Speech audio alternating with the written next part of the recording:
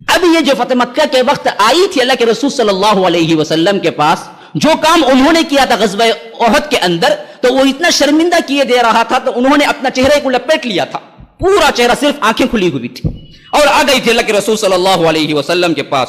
اور اللہ کے رسول تو عورتوں سے ہاتھ نہیں ملایا کرتے، مصافحہ اللہ کے رسول کبھی نہیں کیا ہے. جو لوگ کیا ہیں پھر حضرات یہ کرتے ہیں کہ بیعت کے نام پہ عورتوں سے بھی مس کرتے ہیں یا مصافحہ کرتے ہیں، یہ سراپر غیر اسلامی. اللہ کے رسول نے کبھی کسی عورت سے مصافحہ نہیں کیا ہے اور کسی غیر اجنبی عورت سے ہاتھ نہیں ملایا ہے.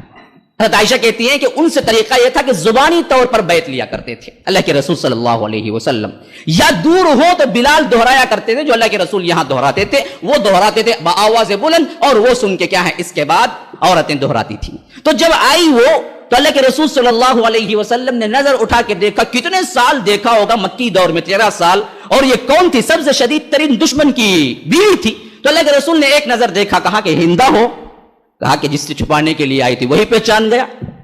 میں تو اللہ کے رسول سے اپنے آپ کو چھپانے کے لیے آئی تھی کہ اللہ کے رسول میں پہچان نہ سکے اور میں اسلام قبول کر لوں، کیونکہ اتنا معلوم تھا کہ اسلام اگر کوئی قبول کر لیتا تو اللہ کے رسول قتل نہیں کرتے. تو ڈر تھا ہندا کو کہ اسلام قبول کرنے سے پہلے اللہ کے رسول دیکھتے ہی کہتے ہیں کہ اس کو قتل کر دو تو میں کہیں کی نہیں رہ جاؤں گی. تو انہوں نے ڈھاٹا باندھا تھا چہرے پہ. لیکن جب پہنچے تھے اللہ کے رسول نے کلمہ پڑھنے سے پہلے، ان کی کوئی بات سننے سے پہلے پوچھا ہندا ہو؟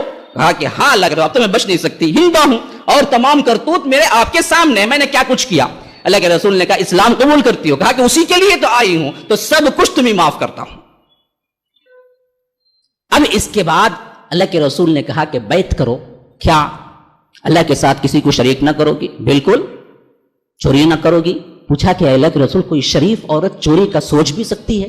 اب دیکھیے عورت کی اپنی اصناف وہ بیان کر رہی ہیں کیسے، بالکل ابھی اجنبی، ابھی اسلام کے اندر، لیکن ایک شریف عورت کیسی ہوتی یہ بتانے کے لیے میں ذکر کر رہا ہوں. اللہ کے رسول نے کہا کہ چوری نہیں کرو گی. انہوں نے کہا کہ کبھی شریف عورت بھی سوچ سکتی ہے چوری کرنے کا. پھر اللہ کے رسول نے کہا زنا نہ کرو گی. کہا کہ کبھی کوئی گھریلو عورت یہ بھی سوچ سکتی ہے شوہر ہونے کے بعد بھی زنا کرنے کا.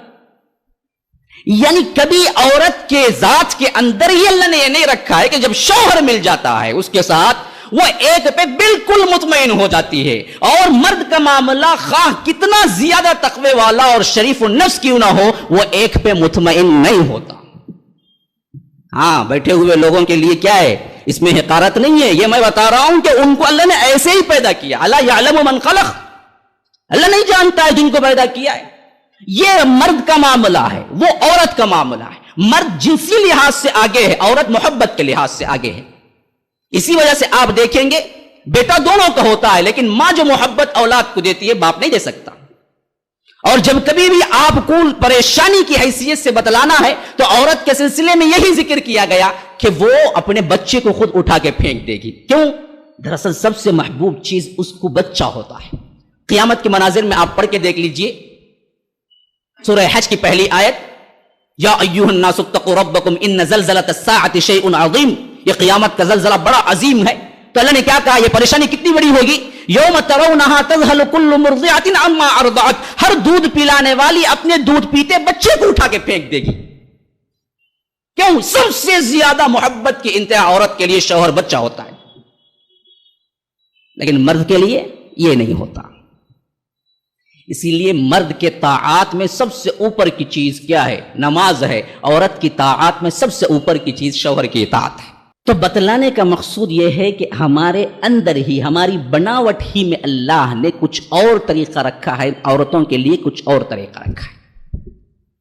اب اگر اس طریقے کو، جو کچھ اللہ نے خود جذبہ رکھا ہے، اس جذبے کو اگر ایک سے محدود کر دیں گے تو تمہاری جو حیثیت بیوی کی ہے، تمہاری جو حیثیت عزت کی ہے، تمہاری جو حیثیت گھر والی کی ہے، اس جذبے کو دبانے کی وجہ سے یہ زناکاری کرے گا، چوری چھپے آشنائی کرے گا، یا عورت کو ذلیل کرے گا، یا عورت کو لا کے زبردستی رکھے گا. آج کتنے لوگ ہیں جو بیویوں کو چھوڑ کے، کتنے لوگ ہیں جو جائز طریقے کو چھوڑ کے صرف اس وجہ سے کہ معاشرے میں بدنام ہوں گے، دوسروں سے حرام کاریاں کرتے. گھریلو لوگ، گھر میں معلوم بھی ہوتا ہے کہ فلاں سے معاشقہ چل رہا ہے پھر بھی خاموش، لیکن شادی کی بات آتی ہے تو اور بالکل کھڑی ہو جاتی ہے، یا تو مجھے طلاق دے جی تو شادی کرو جی، میں تمہارے ساتھ نہیں رہوں گی. ارے خامخواہ خود اپنے حق پہ کیوں کھلاڑی مارتی ہو؟ یہ ایک ذہنیت ہندوانہ ہمارے اندر پیدا کر دی گئی ہے. عورت سمجھتی ہے کہ رہوں تو ایک رہوں گی پھر تو نہ رہوں گی. نہیں، اللہ تبارک و تعالی نے جونوں کے جذبوں کو پرکھ کے یہ تعلیم دی ہے کہ اگر یہ جذبے کے تحت وہ جائز طریقے سے کچھ اور بھی کرنا چاہتا ہے تو اس کے لیے وہ جائز چیز ہے، وہ جائز چیز ہے. لیکن شرط پھر لگا دی کہ اس کے اندر عدل ہو، عدل کا تمہارے اندر اختیار طاقت ہو تب کرو، ورنہ کل قیامت کے دن اس معاملے میں باس پرس ہوگی. جو عورت کی طرف جھکا ہوا ہوگا اس کا بازو جھکا ہوا، بلکہ ہڈیاں صرف نظر آئیں گی، گوشت پورا کھایا ہوا ہوگا. اس حیثیت میں آئے گا، دیکھتے ہی پہچان لیا جائے گا یہ کیا ہے. 2 بیویاں رکھتا تھا لیکن ایک کے ساتھ صحیح سلوک نہیں کیا. قیامت کے دن ایسے حالت میں آئے گا.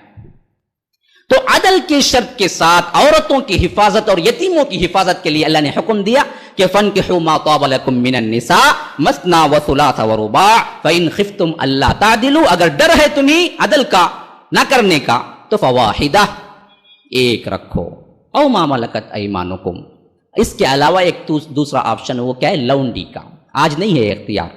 پھر جب کبھی جنگ ہوگی کفار کی طرف سے اور عورتیں لونڈیاں بن کے آئیں گی، جب حکومت تقسیم کرے گی تب لونڈی بنتی ہے. لونڈی کا مطلب پیسہ دے کے خریدنا نہیں ہے، یاد رکھ لیجئے. یہ صرف اور صرف لونڈی کی ایک شکل باقی ہے اب. وہ کون سی کہ جنگ ہو، جنگ میں عورتیں قیدی بنے، وہ عورتیں حکومت کے پاس آئیں، اسلامی حکومت کے پاس، اور اسلامی حکومت کسی کو تقسیم کرے اپنے طور سے. تو اس کے لیے تعداد نہیں، جتنی چاہے لڑکیاں رکھ سکتا ہے. یہ لونڈیاں صرف اسی وقت مل سکتے ہیں، پیسہ دے کے خرید نہیں سکتے. یہ تو زناکاری ہو جائے گی، قحبہ گری ہو جائے گی. جس طرح کیا ہے بہت سی کلب کھلے ہوئے ہیں، پیسے سے نہیں ہے. یہ صرف جنگ کی بنیاد پہ آنے والے ہیں. اسی لیے فرمایا کہ او ما ملکت ایمانکم ذالک ادنا اللہ تعولوا، یہ دراصل تمہارے لیے قریب تر ہے کہ تم ایک ہی کی طرف جھک نہ جاؤ. یہ سب احکامات کیوں دیے جا رہے ہیں؟ عورتوں کی حفاظت کے لیے دیے.